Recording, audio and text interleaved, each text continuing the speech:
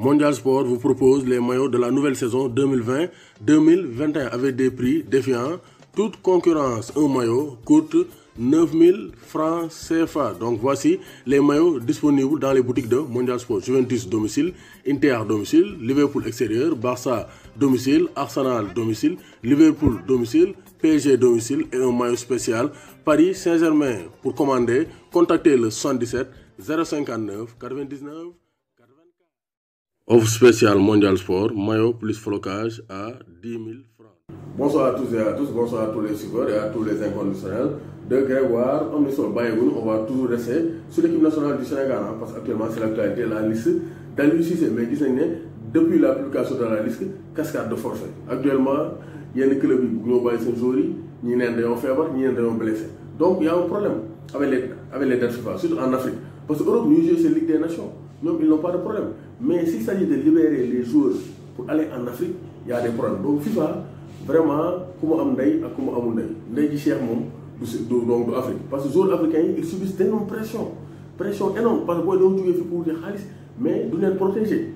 Parce que le club, il a été pressionné, donc, joueur, pour préserver son patrimoine, pour préserver sa carrière, sa recherche, donc, Teranga, ils préfèrent tout.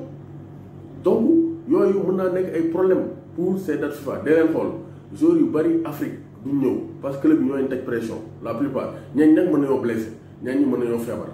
Mais la plupart de une pression. Donc, Sénégal, déjà, Clément Diop, gardien de l'Impact Montréal au Canada, mon donc, d'après les informations, il m'a donc, mon parce que le club ne peut pas libérer. Ça, c'est un. Ça y est, Covid-19. C'est Liverpool. Donc, nous avons Liverpool parce que staff staff médical, ça y est, résultat. On ne doute pas de la du patriotisme de Sayamane. Sayamane, c'est un grand patriote. Mais pour que tester, il y a un résultat, il y a après nous isoler. Sayamane est déplacé. Donc, lolo, on a une thèse, on a développé. C'est un complot. Donc, nous avons Liverpool, nous avons bagné Sayamane déplacé.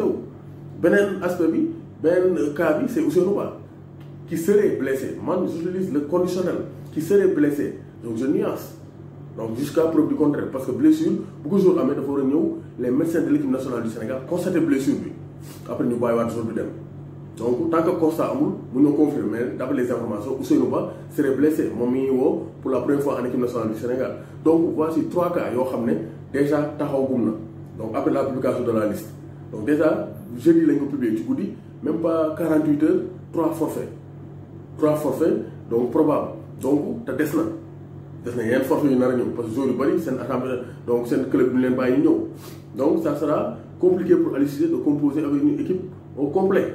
Donc, les gens ont moins fort parce que sûrement am na joueurs qui liste d'attente. Donc, en tout cas, si on a un problème, nous avons joueurs locaux qui ont football équipe nationale du Sénégal. Parce que FIFA doit réglementer l'eau. FIFA doit taxaw. Mais FIFA daa mel ni club yi ñoo ko doole parce que les joueurs européens sud-américains dañuy dem mais su fekkee joueurs dañoo war a ñëw Afrique Coupe d'Afrique des Nations loolu tax ñu tool ko yóbbu ko juin parce qu'il y a de longues pressions sur les joueurs africains pour être libérés pour aller défendre leur pays parce que nit ki dëkkam la am bu nekkoon ci dëkkam bi ñu former ko yar ko màggal ko ba mu mën a football mais dem Europe du moyen son talent donc loolu dañ ko war a xoolaat donc FIFA dafa war a yemale nit ñi donc pression bi club yi teg les joueurs africains da ko war a bàyyi c'est pas normal voilà loolu dañ ko war a xoolaat mais Aliou Cissé déjà mën naa inscrire 3 forfaits probables saa yu maanaam Covid-19 du ñëw donc ça c'est dañ koy 14 te match yi semaine prochaine la donc saa yu maanaam écart nañ ko Clément Diop d'après les informations du ñëw clubam da koo téye Ousseynou Ba serait blessé donc voici déjà 3 forfaits donc probables pour Aliou Cissé donc on va attendre les confirmations mais loolu moo xew d'après les informations recueillies par le staff de Grégoire Omnisport. En tout cas, ça ne sera pas évident, ça ne sera pas aisé pour les équipes nationales africaines pour regrouper donc, tous ces joueurs convoqués pour disputer les matchs amicaux de ce mois d'octobre durant la trêve internationale. Donc, quand c'est important, c'est sur Grégoire Omnisport. N'oubliez pas d'aimer et de partager les vidéos. Sadio Mané, sous nos fiertés. Donc, annoncé par le journal Record, le forfait d'Ousseynou Ba a été démenti par Sport et il a donné les preuves de la non-blessure d'Ousseynou Ba. Donc Ousseynou Ba est convoqué dans le groupe de performance de l'Olympiakos Le Pirée comme ni nga koy gisee bokk na ci équipe bi défendeuse avec Semedo, Rafinha, donc Dragueur, Ba, Pape Abou Cissé, Papadopoulos, Holebas. Donc bu ñoom ñooy les défenseurs qui vont jouer, qui seront convoqués pour le match face à Giannis. Donc PS Giannis la ñu war a dajeel aujourd'hui Olympiakos Le Pirée pour le compte de la 3e journée de la Super League grecque. Donc Olympiakos Le Pirée ñoom confirmé nañ ne Pape Abou Cissé donc Ousseynou Ba, ils ne sont pas blessés. Donc Ousseynou Ba est bel et bien portant et il pourrait donc assister à la rencontre Sénégal, Mauritanie, Sénégal, Maroc. Parce que journal record dafa génnoon ne Ousseynou Ba serait blessé et forfait, mais rien de tel.